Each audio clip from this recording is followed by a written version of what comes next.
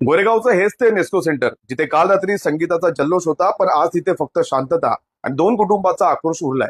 2 MBA विद्यार्थ्यांचा मृत्यू झाला, ही बातमी तुम्ही सगळीकडे पाहिली असेल. पण आज आपण पाहणार आहोत या बातमीचा DNA.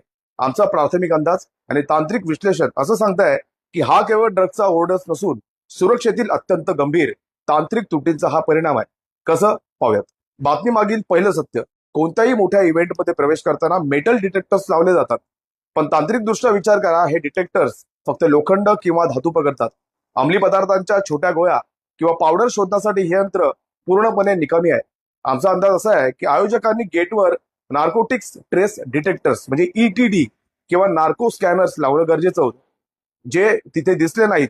जर गेटवर प्रशिक्षित स्निपर डॉग असते तर हे मृत्यू रोखता आले असते. म्हणजेच सुरक्षेचा हा तांत्रिक बनाव पेडलर्सच्या पथ्यावर पडला. आता या मृत्यूचं तांत्रिक कारण समजून घेऊया. एक्स्टसी किंवा MDMA सारखी ड्रग्ज घेतल्यावर शरीराचं तापमान प्रचंड वाढतं, ज्याला विज्ञानाच्या भाषेत हायपरथर्मिया म्हणतात. अशा वेळी त्या व्यक्तीला ताजी हवा आणि पाण्याची म्हणजेच हायड्रेशन नितांत गरज असते.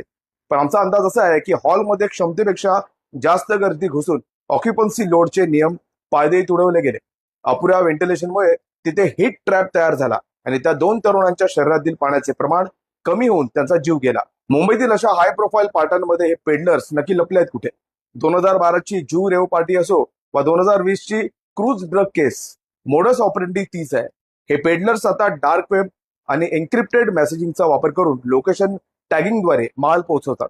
आयोजकांच्या नगाखाली हे डेथ एजंट्स गर्दीत मिसळून वावरत असतात. प्रश्न हा आहे की एवढा बंदोबस्त असतानाही जर हे ड्रग्ज आत पोहोचतात, तर मग इव्हेंट मधील इंटरनल सर्व्हिलन्स पूर्णपणे फेल आहे असं समजायचं का? 2 तरुण गेले, पण व्यवस्था आजही ढिम्म आहे.